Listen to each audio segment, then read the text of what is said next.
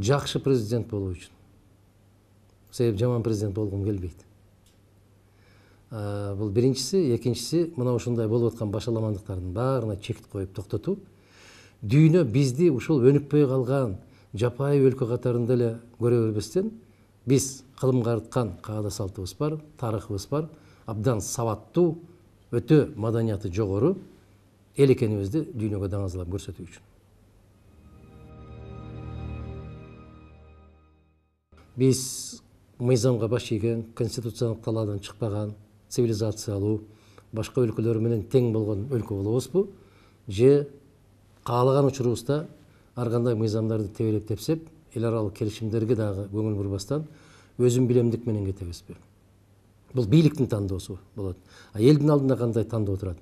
Же татыктуу келечек, же башаламандык. Мыйзамсыздык болгон жерде ар дайым башаламандык болот. Кудай буйруп, биз жеңишке жетишип калган болсок, конституциялык реформа жасап аткандардын баары текке кетти. Себеп мыйзамды бузуу менен кабыл алынган мыйзам, ал мыйзам болуп күчкө кирбейт. Биринчиден бүгүнкү ошол конституциялык реформа жүргүзөбүз деп аткан азаматтардын өзүнүн легитимдүүлүгү, мыйзамдуулугу чоң суроо жаратат. Парламенттин тиешеси болбоо керек, себеп 28 октябрдан кийин алар легитимсиз. Кыргыз Республикасынын конституциясы боюнча президенттин милдетин аткарып туруучу инсан конституциялык реформа жасоого тыюу салынат. Мына ушул эки эң чоң негизги конституциялык талаптарды эске алуу менен биз жеңишке жетишип калган болсок, 6 октябрдан баштап кабыл алынган бардык чечимдерди жокко чыгарабыз. Кайрадан таптаза конституциялык талаага келебиз дагы, ишибизди оңунан баштайбыз. Бийлик биринчи кезекте адилеттүү болуусу керек. Адилеттүү болуу керек. Ошол адилеттүүлүктүн ичинде кандай болот? Бул биринчи мыйзамдуулук болот.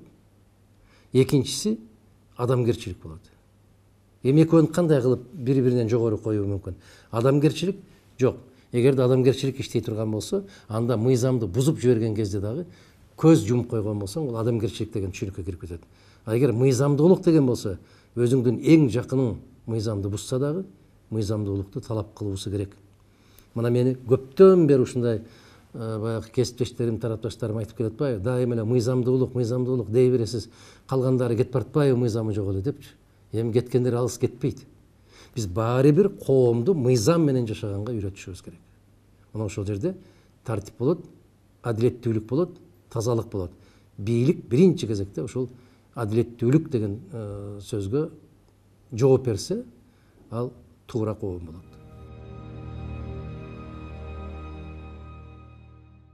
Биз өзүбүздүн жаштарыбызды, өзүбүздүн балдарыбызды мыкты мектептерде, мыкты окуу жайларда окутушубуз керек. Тилекке каршы бүгүн гана жанакы рейтинг чыкты.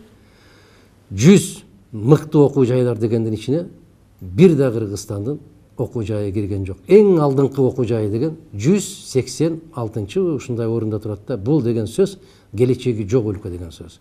Экономиканы сөз кылып эмне кылабыз, маданиятты сөз кылып эмне кылабыз, конституцияны сөз кылып эмне кылабыз. Эгерде биздин мектептерибиз, жогорку окуу жайларыбыз бүгүнкү талапка жооп бербей атса, бул не деген шумдук? Биздин эле коңшу турган казак элинин, биздин туугандардын, боордоштордун Аль-Фараби университети 16 орунда экен. Карап көрүңүз. Ошондуктан экономика башка деп кыйкырардын алдында биз билим жана билим деп айтышыбыз.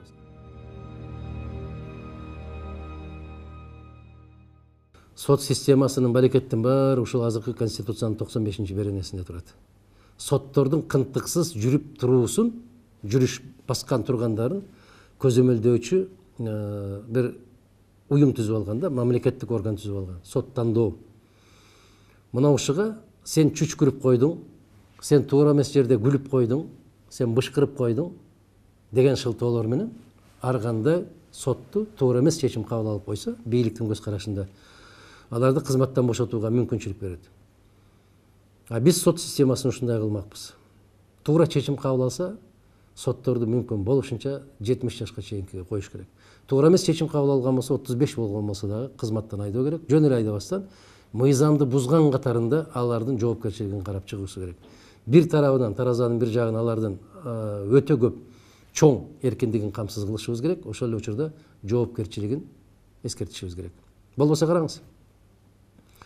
Кээ бир инсандарды сен той өткөрдүң деп айып пулга жыгып атат.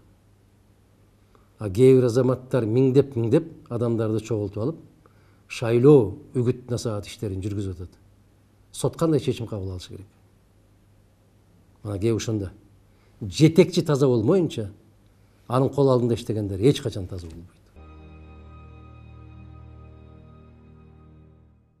Бул ички коопсуздук, экинчиси тышкы коопсуздук, үчүнчүсү социалдык жардамга муктаж болгон калктын катмары бар. Булар мунжу майыптар, жетим жесирлер, оорукчан инсандар. Мына ошолорго ата-энелик мээримди төгүп турган бийлик болуу керек, өкмөт болуу керек, мамлекет болуу керек. Мына ошол 3 негизги максатты аткарып, калгандарына тоскоолдук жаратпасак, биз бардык нерсеге тез көнүп кеткен элбиз. Өзүбүздү өзүбүз багып, керек болсо бөтөндөрдү да бакканга кабилетибиз дагы, күч кудуретибиз дагы жетет. Кудай кааласа, мына ошол эң негизги маселе ушул үчөө. Мен 98-жылы парламентте айттым эле, 2025-жылга чейин Кыргыз Республикасы сыяктуу бир топ өлкөлөр мамлекет катарында жоюлушу керек деген программасы бар. Бирок тилекке каршы биздин коом аны сезбей атат. Бир канча өлкөлөр жок болуп кетти. Соңку эле 20 жылдын ичинде. Биз дагы ошолордун тизмесиндебиз. Бирок ошолордун түзгөн программасын ишке ашырууда биздин кыргыз саясатчымын деп саясаттан такыр түшүнүгү жок азаматтар, кокустан түшүп калган азаматтарыбыз келип, бийлик башына ошолор алып келет, ошол программаны ишке ашыруучулар. Себеп Кыргызстанда акча болсо баарын чечесин деген уран менен иштешет. Акча менен маселе чечпеген маселе жок Кыргызстанда деп алар ачык айтышат. Акча менен шайланбасаң, башка шайлоого мүмкүнчүлүгүң жок деп алар ачык айтышат. Ошондуктан ар кандай саясий топторду ар бир кызыккан тараптар аябай чоң каржылоого алышат. А биздин коом тилекке каршы. Ким тарабынан берилип атат, эмне үчүн берилип атат? Аны иликтегенге такыр дареметибиз жетпейт. Бергенди ала беребиз, эртеси ыйлай беребиз. Ошондуктан бекер айтпайт. Бекер быштак тек гана капканда болот деп. Мына ошол быштакты жеп атканда, шорпоңду ичип атканда, акчаңды алып атканда, мунун артында кандай капкандын турганын билбей турган коом келечекте кулга айлануучу коом болот. Биз ошол быштак эмне үчүн турганын, кимдер койгонун, ал кандай кесепеттерге алып бараарын айтып жүрүп жаман көрүнүп атпайбызбы? Жаман көрүнсөк да, бирок тарыхтын алдында жүзүбүз жарык болуш үчүн мына сиздин биринчи сурооңузга кайрылып келем. Эмне үчүн президенттикке баратасыз дегенде. Мен ушул көрүп туруп, сезип туруп, билип туруп, биздин элибиз, өлкөбүз, мамлекетибиз ошол капканга баратканын көрүп туруп, аракет кылбасаң, анда элдин уулу болбой калдыйсың да. Мына ошол сезимдер тынчтык бербейт да, күрөшкө чакырат.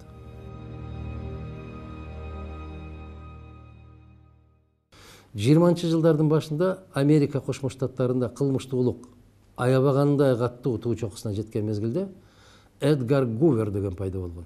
Жаш жигит, азамат, адис, мына ошону Конгресс суранган. Ошол ФБРга директор болуп бер деп. Ошол киши ушинтип айткан. Эки гана шарт коем, экөөнө макул болсо деп.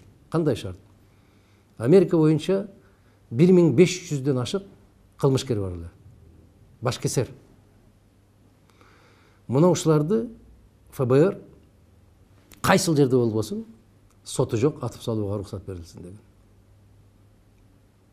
Ошол учурда кокустан жөнөкөй жарандар жабыр тартып калган болсо, ФБРдин кызматкери жоопкерчиликке тартылбайт. Карап көрүңүз. Бул аябагандай каттуу революциялык чечим. Экинчиси, миңдеген ФБР кызматкерлеринин баарын кызматтан бошотуп, ал жака жаңы инсандарды алуу. Эмнеге? Себеп бүгүнкү Кыргызстандагы азыркы кездекидей болуп, милиция менен кылмышкерлер, соттор менен кылмышкерлер, прокурор кызматкерлери менен кылмышкерлер бүт баары жуурулушуп биригип кеткен да, бийлик менен кылмыш дүйнөсү биригип кеткен. Америкада дагы дал ушундай окуя болгон. Аль Капоненин тушунда. Мына ошол эки шартты койгон. Таң калыштуу осу. Американын конгресси ушуга макул болгон. Натыйжада өтө кыска мезгилде Америкада кылмыштуулукту жокко чыгарды. Эдгар Гувер фантастикалык популярдуулукка жетишти. Себеп бүтүндөй элди безелентип аткан кылмышкерлерди жок кылды.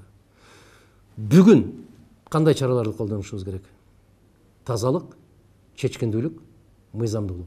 Мына ушул 3 урагандын астында жигерденүү менен кызмат кыла турган болсо, кылмышкерликти Кыргызстанда жоготуп салуу эч кандай кыйынчылыкка турбайт. Биздин ата бабаларыбыздын дагы бир сөзү бар го. Өзүң сак бол да бирөөнүн ууру тутпа дейт. Эгер өзүң кылмышкер болбосоң, кылмышкерлер менен чатагың болбосо, байланышың болбосо, аласа бересең болбосо, мына ошондо гана күрөшө аласың алар менен. А эгер бийлигиңди дагы, байлыгыңды дагы дал ошолор аркылуу ишке ашырып аткан болсоң, алардын колунда барымтада калып калгандан кийин сен кантип күрөшөсүң? Бул тек гана жомок.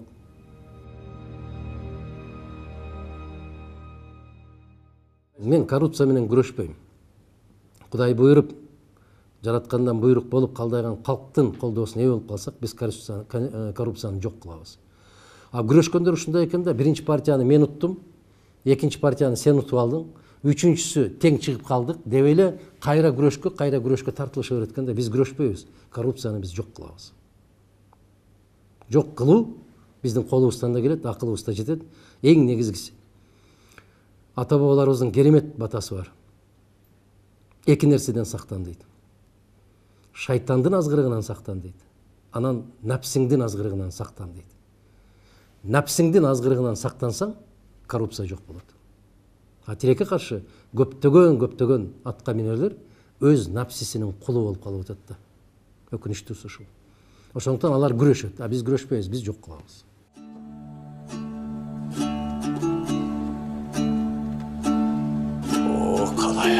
Kalın el, yürektün sokuru, gözün sokurundan da caman. Ata babalardan kalgan yurttu, barktap, saktap, keyinki muğundarga ötkörüp berүү, namıskoy eldertin mildeti, kördüğünün kulu olup, ötön elge jagıngan, ödönü sokur, el uzar satkındarga, kutlu jeribizdi ters etmeyle. Elimiz için, jerimiz için, mekan için, arramızı bekem karmayla. Kuday Taalam özü koldaсын.